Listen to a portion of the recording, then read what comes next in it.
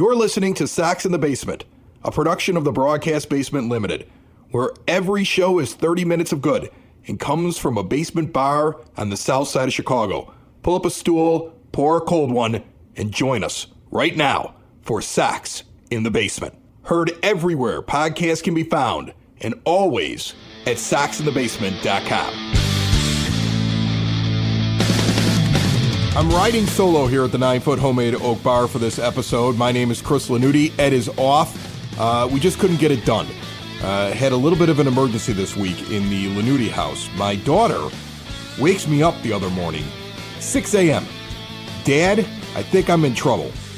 And after a very quick look at what was going on and listening to where the pain was, it was obvious to me she had an appendicitis. And we got her over to Christ Hospital on the south side. They did some quick tests, and they had to do the emergency appendectomy. She's resting now, but I've been a caretaker because they just send you home after they take an organ out of you. Like the surgeon comes out, and he goes, Mr. Lanuti, she's doing well. The appendix is in a bucket now. We don't need to worry about it. Oh, that's good. Is she resting? Yeah, we're closing her up right now. She should be good to go home in about 2 hours. You know, I understand that everybody needs beds, and medicine has changed a lot in the last 20 or 30 years, but I think it's pretty crazy that they send people home just a couple hours after an organ has been pulled from their body. And so it's not like she gets better quicker. It still takes as long as it did 20 years ago to get better after somebody cuts a hole in you. It's just I'm taking care of her.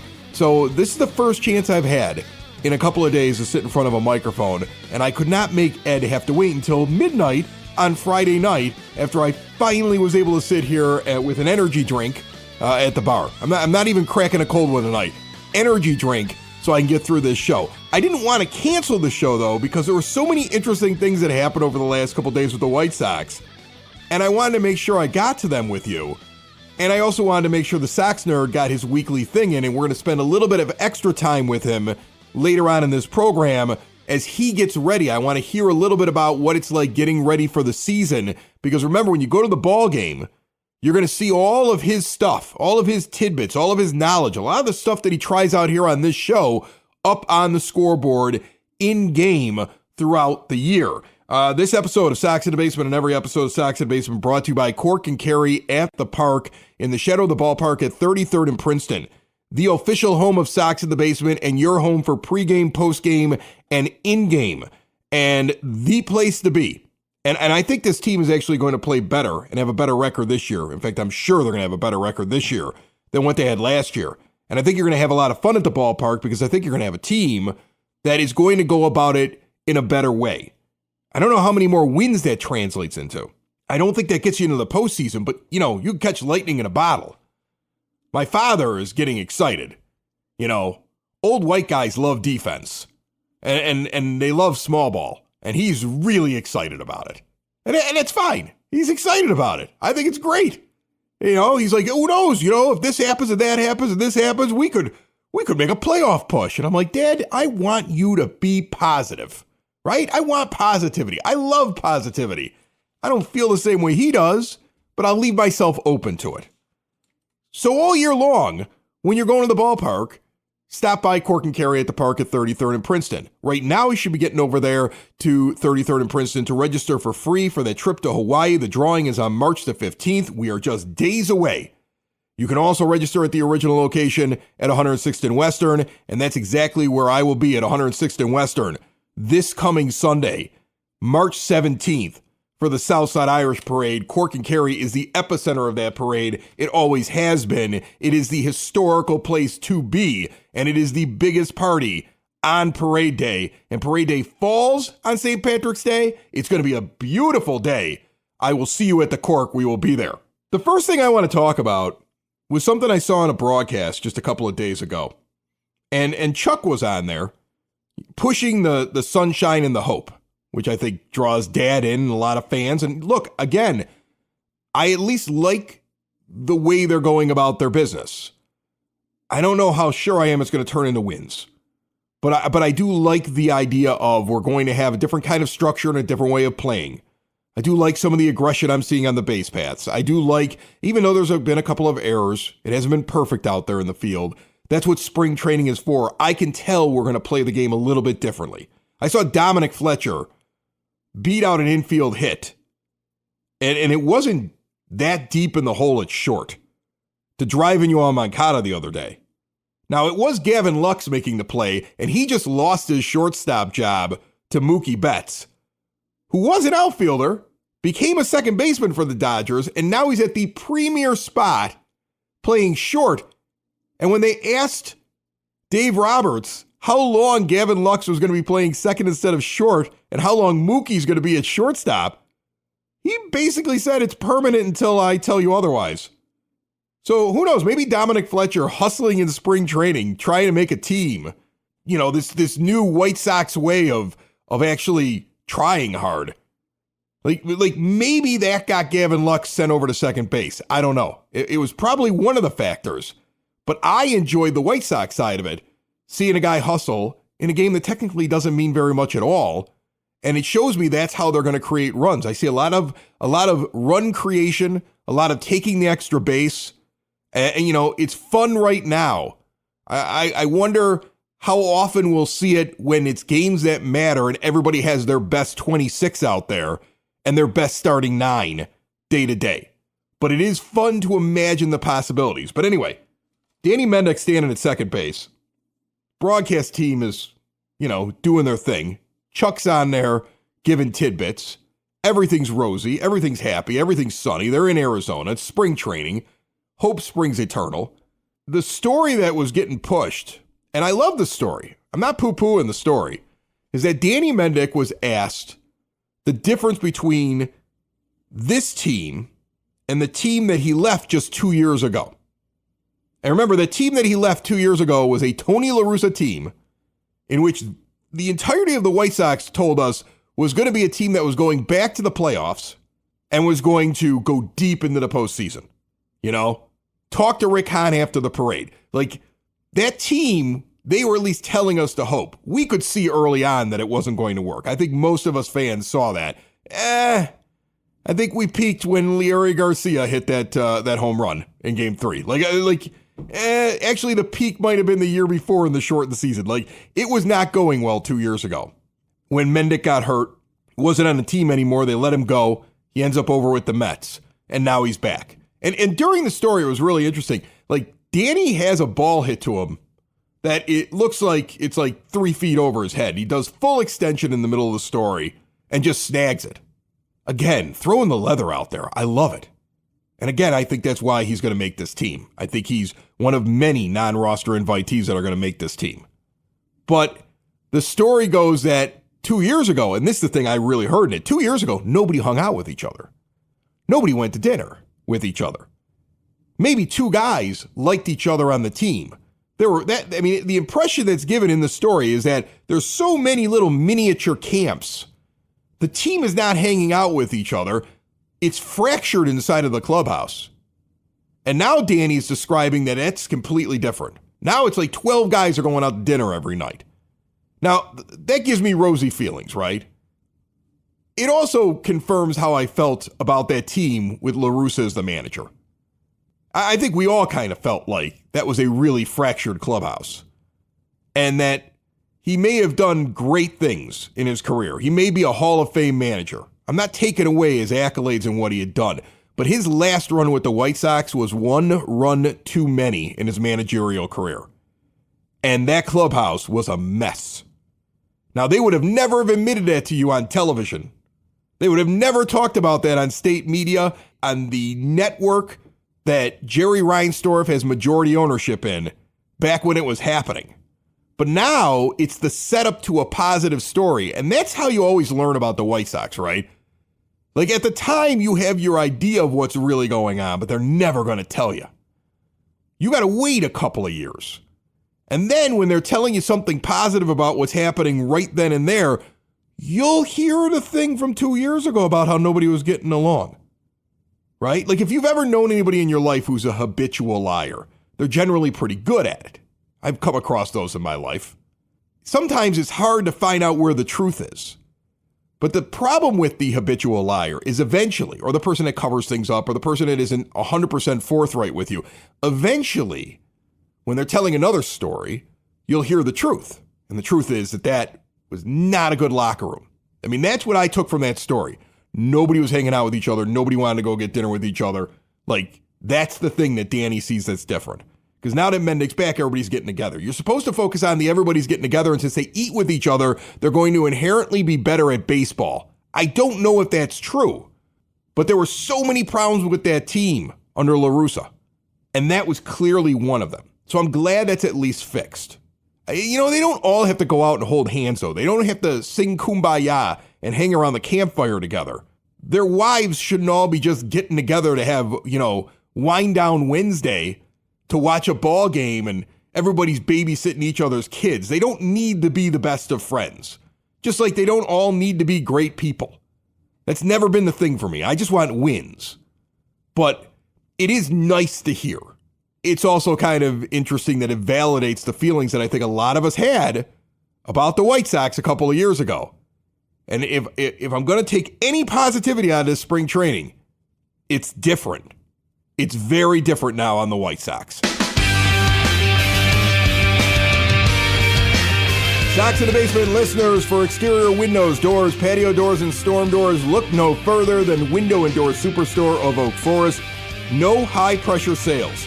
A lot of window companies, I worked for one years ago. Like right out of radio, I went to work for this place. I'm working for this guy, and I got a little taste of what it was like to go door to door with window samples. And yeah, it's uncomfortable for the sales guy. You got this dingy, crappy window that's falling apart in his trunk. It's been in everybody's house, right? And now all of a sudden it's sitting on your kitchen table. Like, I imagine the people that I was showing the windows to, like, fumigating anything that my materials touched after I came in there and told them, here's the deal, but if I leave, I don't know if I'll be able to get a better one because my boss said it was like today only. You don't want to deal with people like that when you're spending that much money and doing something that big to your home. Instead, go into the showroom, see everything they have, speak to an owner. They're there in the showroom. There's going to be one on site along with their own installers. They don't farm out the work. They've been in Oak Forest since 1985 with all major brands custom made. Stop in and see them today. Half block east of 159th and Ridgeland at 6280 159th Street. Window and Door Superstore of Oak Forest. See more at windowdooroakforest.com.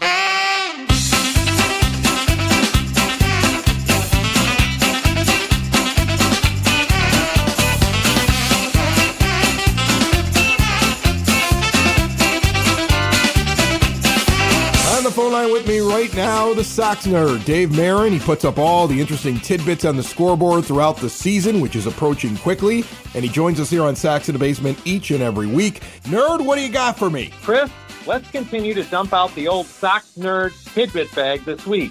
Some of these nuggets may end up on the board this season, and some of them may not. Dominic Fletcher, the outfielder acquired from Arizona last month, is 5 feet 6 inches tall.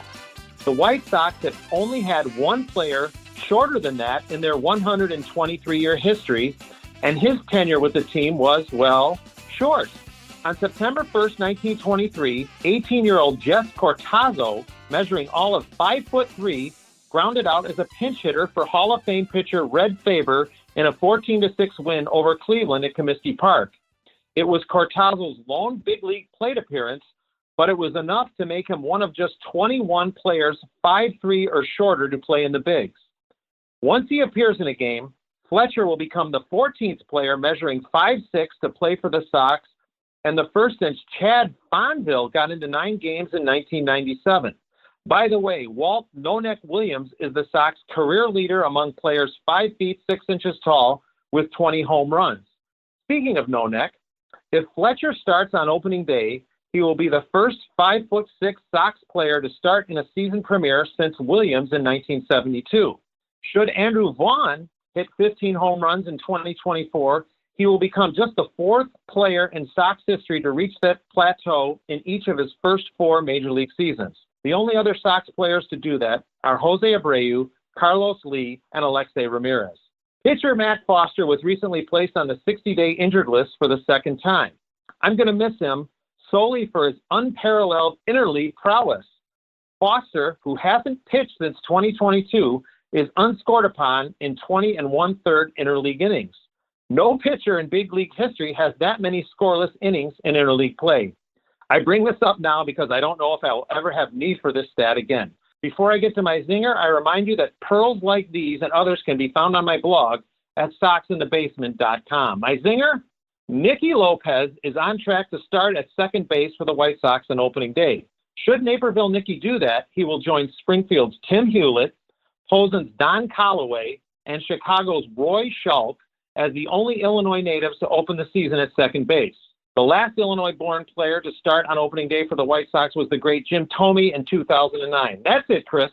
Probably more than you wanted to know about short people, no neck, especially Matt Foster and Naperville Nicky. The Sox nerd Dave Marin is brought to you proudly by the Village of Lamont. Want to experience a downtown with real history, great eats and drinks, and green spaces filled with adventure? Visit the Village of Lamont. Shop, dine, drink, explore, and see everything they have going on this weekend and beyond at lamontdowntown.com. As I'm flying solo today, I figured I'd have you hang out for a moment, nerd. I am curious as to what you're doing right now to get ready for the start of a brand new season. Well, right now I'm just culling information and facts and tidbits on White Sox players, and then the first two teams from the first homestand, that would be the Detroit Tigers and Atlanta Braves, and I'm deciding which ones that are going to be used for as like my statistical base for the whole season. And I input them on a sheet and I save them and I keep going and going. So it's quite a laborious process. I'm part writer, part editor, and I love it. I mean, because I really get to know the players. A lot of the stuff that I'm using with you and Sox in the Basement is stuff that will end up on the board from time to time. And, a lot of the stuff that I like to do is, the nitty gritty stat stuff, which is great, the situational stuff. But I also like to delve into stuff such as, Nicky Lopez and the Illinois ties and Dominic Fletcher. And when I found out he was 5'6", I found that to be really fascinating. And I try to look for little streams of statistics, like that Andrew Vaughn one where he's reached 15 homers. It could be the fourth time that he does that, and try to link these current crop of Sox players to the great and glorious past of the Sox. So, it's also kind of funny too, is I know people really don't pay much attention to these spring training games, but early in the season, you can find a couple of good spring training nuggets that you put up on the board in April that really are interesting. And the one that I point to is I'll run that Ohtani one with Crochet striking him out. I'll run that a lot in early April because, it's just kind of an interesting thing. And then once the season goes, I kind of throw out the spring training stats. So that's a long-winded answer for saying, I'm just really just digging around for information. Well, and I would think that you have to look at what's going on in terms of the formation of the team this year. Who's going to be new. So that's got to be fun because you got a bunch of guys that are new and you're like, oh, this is like a brand new pool to dive into. But then you're also probably trying to figure out who realistically is making the team, because you don't want to do a ton of work on a guy that ain't going to make it. So you're probably sitting there going, okay, well, who do I really think is going to make the team? And we may have a lot of non-roster invites actually making this team. Right now, Danny Mendick looks like he's got an inside track. It looks like Mike Moustakas could make this team. It looks like Kevin Pillar is going to make this team. You're going to have a brand new right fielder in Dominic Fletcher. And then you have other guys that, they're not eliminated yet. So I'm curious, are you already starting to separate out the guys that you're pretty sure are going to make it? And you're kind of we'll work on that guy if he surprises and makes the team? I'll probably build most of the players because, last year the Sox used a record amount of players and, guys are constantly coming up between, the minors and the Sox or whatever. So I will try to just build a base on everyone, just try to get something on everyone because, a lot of times you'll walk into to start your day and they'll say, and there's a roster move and you don't want to be caught completely unprepared. So probably most of the guys how many guys are in camp now? 75. I'll have at least something on just in case they're called up. I will have something. But yes, you're right. I mean, there's a base of players that I will focus on and try to get as much information on as possible. I would also, if I were you, I would also be keeping track of stats that have to do with Michael Kopech, difference between the bullpen and the starting rotation, because I'm starting to think there's a possibility even if he ends up starting in the starting rotation, could be in the bullpen before this year is more than halfway done. And like the comparisons of numbers for Crochet in one role and another role, because you might see him in multiple roles as well. I love those splits. I dig into them here on Sox in the Basement, and then a lot of times they'll end up on the scoreboard, particularly the starting versus relieving and things of that nature. If Kopech has had a really good outing in relief in the past, I like to put that up there just to show that he's had success. So yes, splits are something that I definitely delve into a lot during the season. Is there anything new before I let you go? Have you heard anything new, different graphics, different updates? Is it going to look basically the same this year, or is that something you're going to find out a little bit closer to opening day? That's something we're going to find out as we move forward, but I can tell you this much. It's going to be great. That's the Sox nerd, Dave Marin, and we'll check in with you again next week, buddy. Can't wait.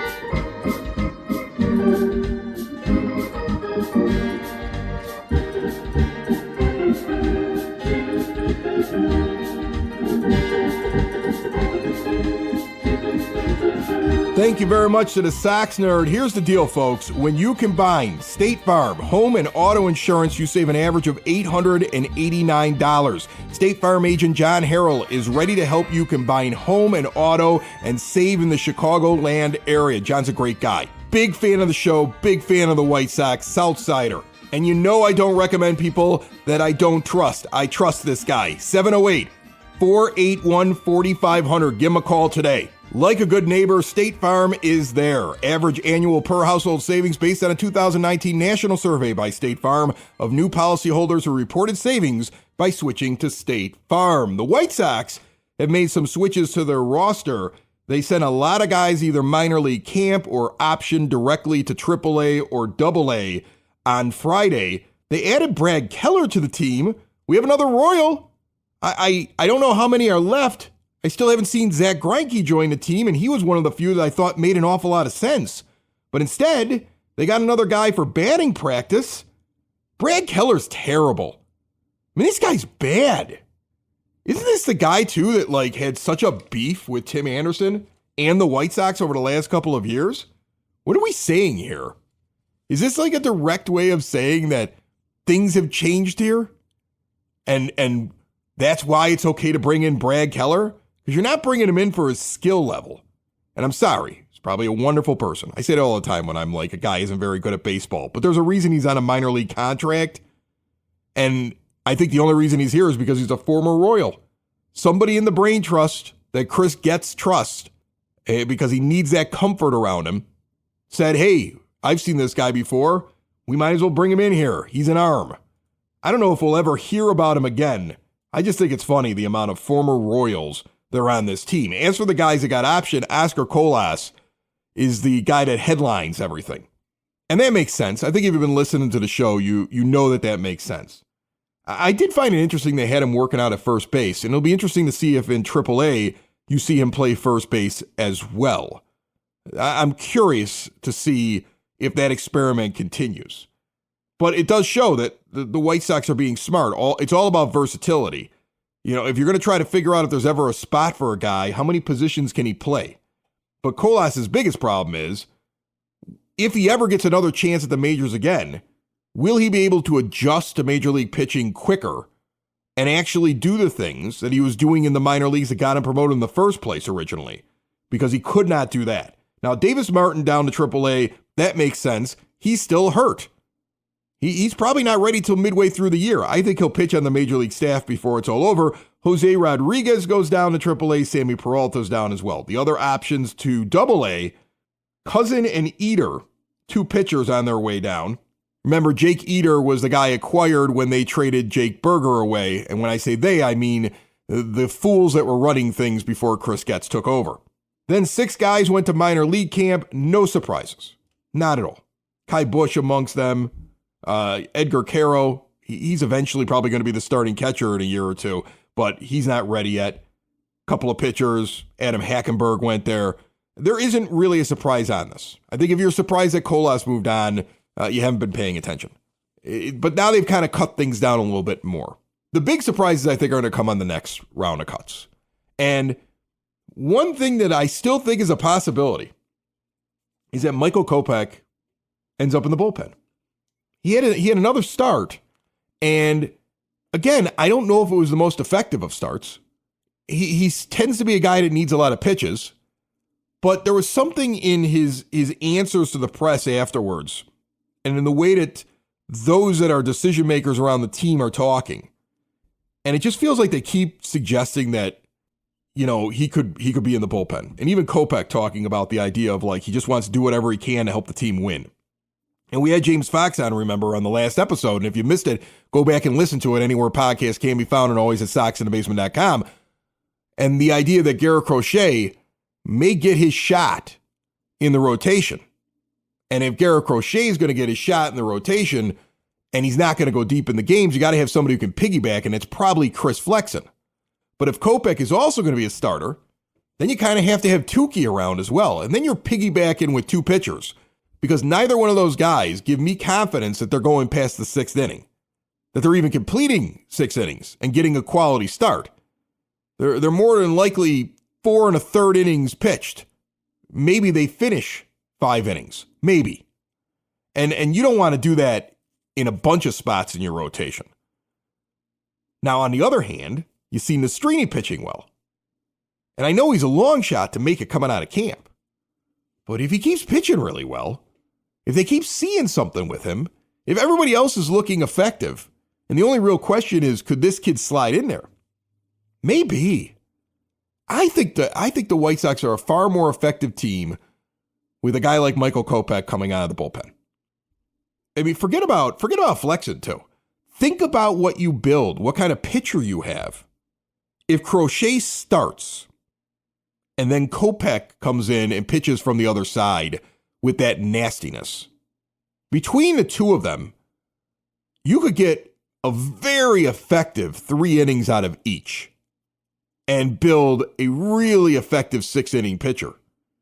And as the season goes on, if Crochet can get through the 4th inning effective and into the 5th, well, now all of a sudden you could probably pitch them both and have the closer come walking in at the end. I know that like all the national people, like you go to Fangraphs and they'll put up like, here's the expected rotation. You know, Kopech is not listed as the 5th starter. He's like in the middle. And you see a lot of the mainstream media covering it. It's the same way. But I think this is the guy that it's still, I don't think is determined. I think it's just as up in the air as to what Crochet's role is going to be as what Kopech's role is going to be. I only say it because of his comments after the last start, where it just seemed like he understood that it wasn't set in stone. He feels like he's effective. He's throwing his pitches for strikes. He's willing to do whatever it takes to help the team win. That makes me feel like there's been discussions. I still believe there's no way he makes it to the All-Star break and he's still a starter on this team. Maybe he shocks me. Again, I would love it if he shocked me. Shock the hell out of me, man. I think one of the shocking things you also may see before the year is over is that this Deloach, the other outfielder that they got from Seattle, you see him in the B game against the Dodgers, and the B game had Tyler Glasnow on the mound, and everybody else was getting mowed down, and that kid was just collecting solid hits into the gap, out into the outfield. He's got potential. You look at some of the trades that have been made, not only by Getz, but even the one at the end where Hahn made his deal. First of all, think about he got the return for Giolito when he deals him, and then look at what he gets when he makes those trades with the Dodgers. And he gets back Leisure, who's probably going to make the team, and look at how Nastrini's pitching. I mean, it is easier to trade talent for prospects than to do some of the more intricate things that a general manager needs to do. So trust me, I'm not sitting there saying that the guy was a genius. And I'm not crediting him with anything if there's eventually a parade and maybe 1 or 2 of these guys are still on this roster years from now. Not a chance. But it has been interesting to see what they've gotten back in deals. Watch out for that Deloach kid, too. I love it. I right now, I'm feeling good because I'm supposed to feel good. It's spring. Hope springs eternal in spring. Every day I seem to get a phone call from Dad, and he's not looking at the negatives. He's like, you see that one guy get the hit? You see how they're hustling? You see how they're taking the extra base? You see how Eloy's hitting the ball? If all these guys can just stay healthy, if they just play the game the right way, anything could happen, and that's what I'm waiting for. I'm going to go into this season in the most no-pressure way possible. My son, Dominic, played hockey for years, ever since he was a little kid. Loves playing hockey. Good little hockey player, too. And this year, got a little disillusioned. Didn't think things were going the way that they probably should have. He was paying for his own hockey, and he made the decision to hang up the skates. Now, when he would play and they would lose a game, or he would go into a game, he was so intense. Every loss hurt. Every game that mattered really mattered to him. Super competitive kid. Now looking for a new sport, he has since joined the Brother Ice water polo team. He has no idea what the rules are for water polo. I talked to the coach, and that's a storied program. They've won so many championships. And they're teaching Dominic how to play water polo because he's a good swimmer. He's smart enough to like read a field, right? Like he could read the ice. He knew where the pass was going to go. He knows how to move things around. So if he can swim and he doesn't have to use a stick and a puck, he can just use his arm and a water polo ball. And he's converting very quickly. He's played his first couple of games. And I just see the coach talking to him constantly like, okay, next time, this is what you do. But he's sitting there and he's soaking it all up. But what I see of him now is just the pure joy of playing a sport. Because the pressure's off. Because there are no expectations for him personally. Because if he screws up, he knows he's putting his absolute best effort into it. But he knows that he doesn't know everything yet. That he's a work in progress. That may be how you view White Sox baseball this year. It's a work in progress. You could be angry with the owner, but let's be honest, the guy that's in there right now who's a GM has only had a couple of months to put things together. You got a lot of really interesting storylines. You got some interesting guys that are going to be joining the team. You got Colson Montgomery coming along here in a little bit. You're going to see some guys that were from the old group that were supposed to be the core probably be off this team in the next 12 months. Unless all of a sudden the promises that were never delivered on get delivered on in a big way, a huge way. And you can kind of relax a little bit and enjoy the game for what it is. That's my wish for you this season, because that's how I'm kind of looking at it right now. Like a kid that joined a brand new sport, is learning the rules as he goes, and is just enjoying the act of being in there because anything can happen. Sox in the basement. Sox in the basement. Sox in the basement. Sox in the Basement. Heard everywhere podcasts can be found, and always on soxinthebasement.com.